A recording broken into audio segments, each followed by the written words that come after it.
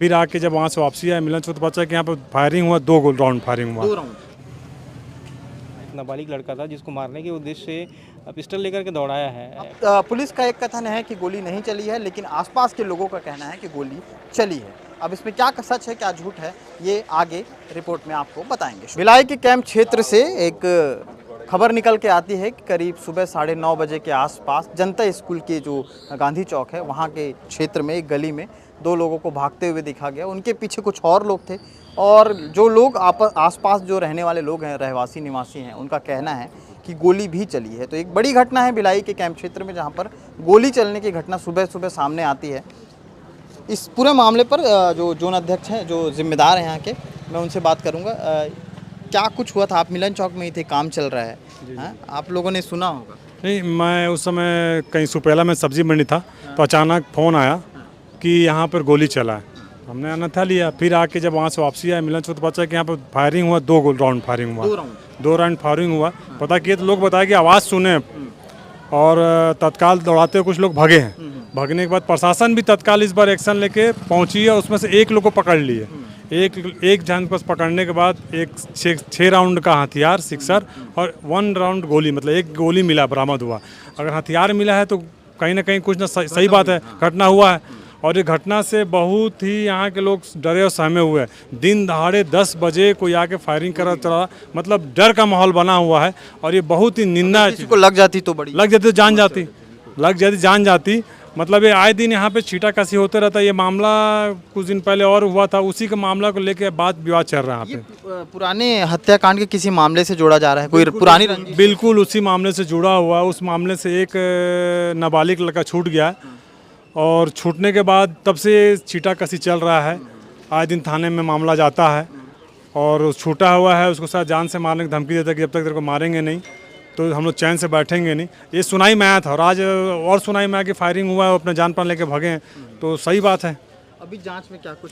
जांच में भी स्टाफ आ गए हैं, के लिए आए हैं, स्टाफ आ गया और सिटी कैमरा में देख रहे हैं और कैमरा में हो जाएगा, भगते हुए तो कम से कम दिखेगा और वहाँ तक दिख जाएगा तो कैमरा से पता चल जाएगा। वो दोनों जो लड़के भागे थे वो भी यहीं के रहने वाले हैं? जी, वो यहीं के रहने वाले। एक का घर यहाँ है और एक का घर वहाँ है, मतलब वो अपने घर पे अपने मोहल्ले में ही है। वो बाहर जो फायरिंग करने वाले हैं वो बैकुर धाम से हैं, हाँ, यहाँ के नहीं हैं।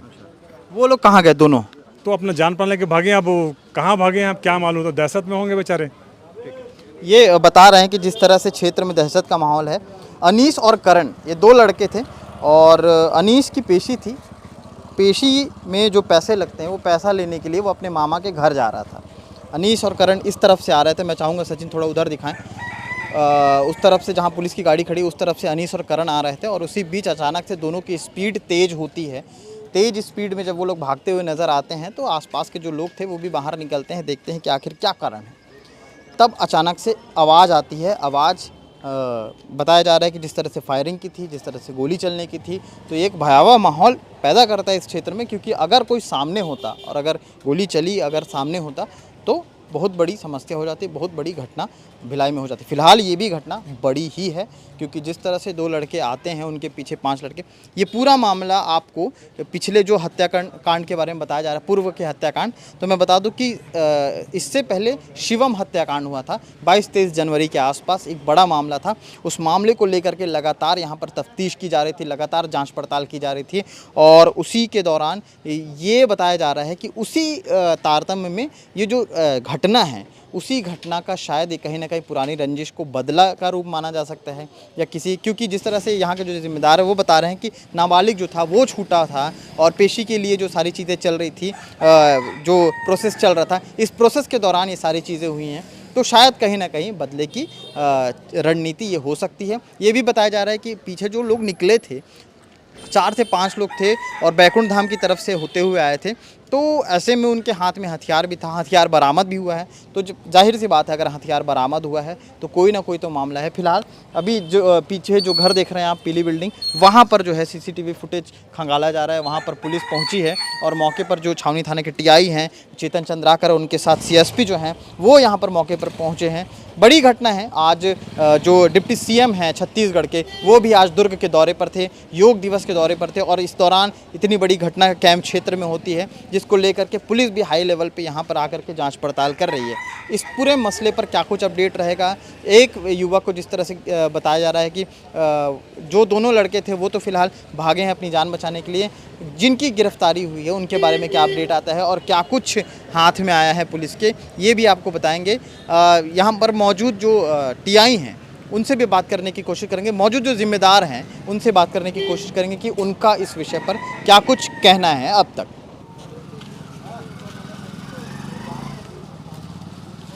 सीसीटीवी फुटेज खंगालने के बाद जब पुलिस उतरी तो हम बातचीत करने की कोशिश किए हैं, जिसमें उन्होंने क्या कुछ कहा है सबसे पहले वो आपको दिखाता हूँ। अब पुरानी रंजिश को लेकर के एक व्यक्ति ने दूसरे एक नाबालिग लड़का था जिसको मारने के उद्देश्य से पिस्टल लेकर के दौड़ाया है। एक्चुअली रिवॉल्वर था जिसको लेकर के दौड़ाया है, देसी प्रकार का रिवॉल्वर है और उसको दोनों हाथ में रख करके दौड़ाया है। हमने वहाँ पर चेक किया है सीसीटीवी कैमरा से भी स्पष्ट है कि वहाँ पर भी फायरिंग नहीं हुई है। इन केस यदि कुछ होता है तो उसकी मजल और बैलिस्टिक जांच होती है, उसके बाद वो कंफर्म हो जाएगा कि फायर हुआ है कि नहीं। महिला को भी तलवार लगने की घटना सामने आ रही है, क्या है? फिलहाल तो अभी किसी प्रकार का और आर्म्स इसमें प्रयुक्त नहीं हुआ है।